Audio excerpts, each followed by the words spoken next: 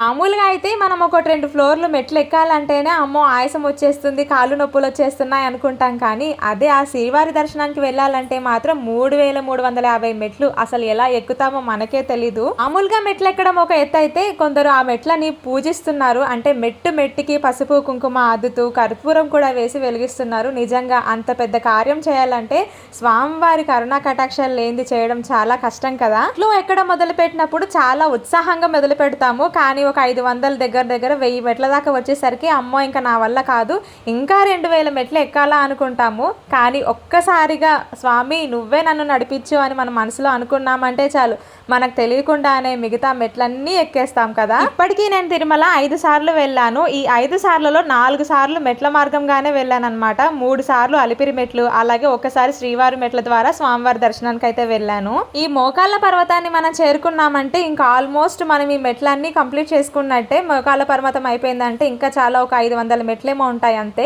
ఇంకా తర్వాత మనం హ్యాపీగా స్వామివారి దర్శనానికి అయితే వెళ్ళిపోవచ్చు. మీలో ఎంతమంది ఇలా మెట్ల మార్గం ద్వారా స్వామివారికి దర్శనానికి వెళ్ళారో కమెంట్ సెక్షన్లో చెప్పడం మర్చిపోకండి. మీకు అలిపిరి మెట్ల ద్వారా వెళ్ళడం ఇష్టమా, శ్రీవారి మెట్ల ద్వారా వెళ్ళడం ఇష్టమా కమెంట్ సెక్షన్లో చెప్పండి. వీడియో నచ్చితే మాత్రం లైక్ చేసి ఛానల్ని సబ్స్క్రైబ్ చేసుకోండి.